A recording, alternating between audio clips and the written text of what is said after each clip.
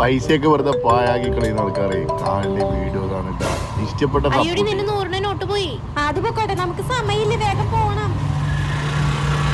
അച്ഛാ ഒരു 200 രൂപ ചില്ലറ തന്നെ. കുറച്ചു നേരം നിൽക്കും മോളെ, ഇപ്പൊ തരാം.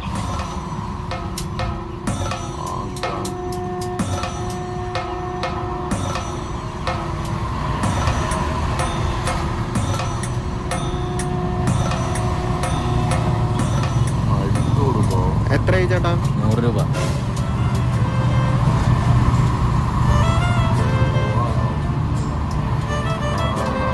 എന്നാ മോളെ 200. എനിക്ക് വേണ്ട അച്ഛാ.